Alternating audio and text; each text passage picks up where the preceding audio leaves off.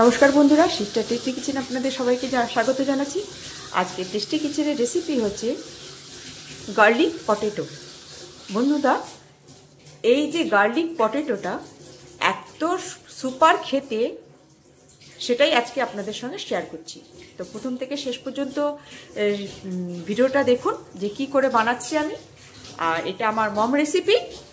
আর এটা আপনি মনে করেন যদি কি আমি মাংস ছেড়ে এটা খাবো, তো এটা পরোটা, লুচি, সাদা রুটি, ভাত, যাতে খুশি আপনি তা দিয়ে আপনি খেতে পারবেন।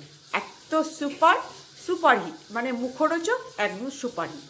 তো প্রথম থেকে দেখুন আপনারা যে কি করে বানাচ্ছি। প্রথমে আমি এই মিডিয়াম সাইজের এই 3টে আলু আমি কেটে নিয়েছি এই সাইজের করে।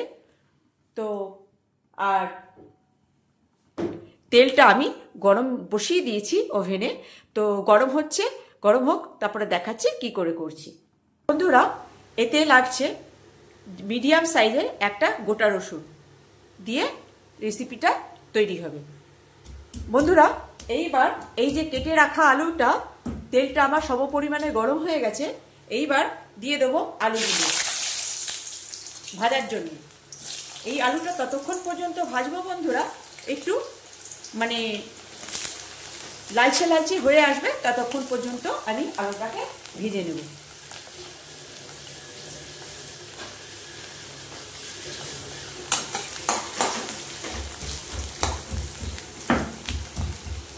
বন্ধুরা, এই যে আমার আলু ভাজাটা হয়ে গেছে। এইবারে এই যে রসুন বাটা আর লঙ্কা বাটাটা দিয়ে দেবো।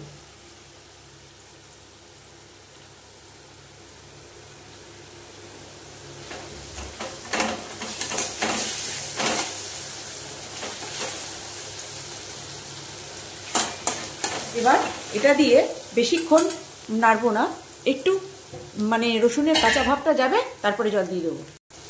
বন্ধুরা, দিয়ে দিলাম নুন। এই যে নুন,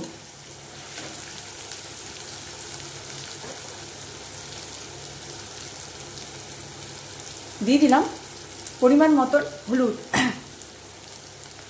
এবার এটাকে দিয়ে একটু কষে নেব। বন্ধুরা, এই যে এই পজিশনে আমি এবারে এটাতে জল দিয়ে দেবো। জল দিয়ে দাও। এবার বেশি এখানে আমি জল ইউজ করব না বন্ধুরা, সামান্য জল ইউজ করব, যাতে আমার আলুটা ভাজাই আছে আর এটার সঙ্গে সুন্দর করে মাখো একটু ভাব হবে।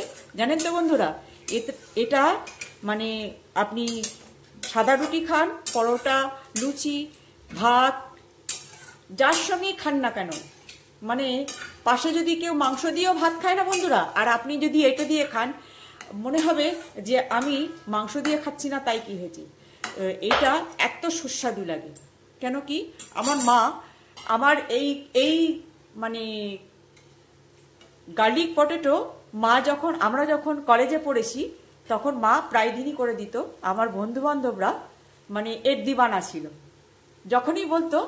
তখনই বলতো দীপা, যা আজকে কিন্তু তুই রুটির সঙ্গে কিংবা লুচি আনলে এইটাই আনবি, তরকারিটা করে দিতে বলবি কাকিমাকে। তরকারিটা এত সুপার লাগে। তো বন্ধুরা, সামান্য রেসিপি আমার, কিন্তু খেতে দুর্দান্ত। যে যদি একবার বানিয়ে খান, তাহলেই বুঝতে পারবেন টেস্টফুল, হেভি টেস্টফুল। এতে একটু নুন আর ঝালটা কম্বিনেশনটা সুন্দর থাকলে ভীষণ ভালো লাগে। তো এবার এটা ফুটতে দিতে সময় দিতে হবে। বন্ধুরা, এই পজিশনে আমার তরকারিটা প্রায় হয়ে এসছে। আর একটুখানি তেলটা ছাড়লে তবে সুন্দর দেখতেও হবে আর খেতেও হবে। তো এই একটুখানি টানার মধ্যে আমি গ্যাস করব অফ আর করব প্লেটিং। বন্ধুরা, এই যে গার্লিক পটেটোটা বানালাম, এর জন্যে তেল গরম করতে বসিয়ে দিয়েছি, গরম লুচি করার জন্যে। এই যে লুচি ছেড়ে দেওয়া হলো।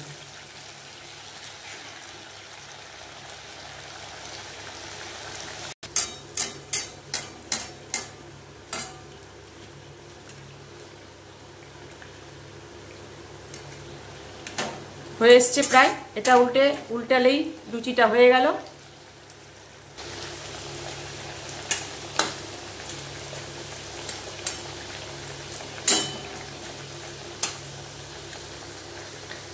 দিবি তো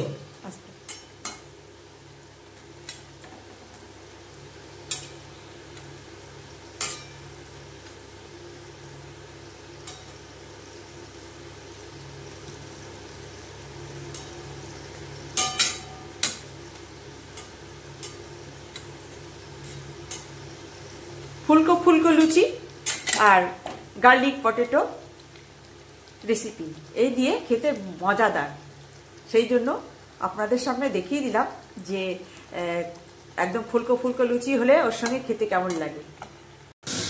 বন্ধুরা, এই যে আমার গার্লিক পটেটো আর এই যে ফুলকো ফুলকো লুচি, গরম গরম লুচি আর গার্লিক পটেটোটা বন্ধুরা একদম সামান্য রেসিপি, আমার মম রেসিপি।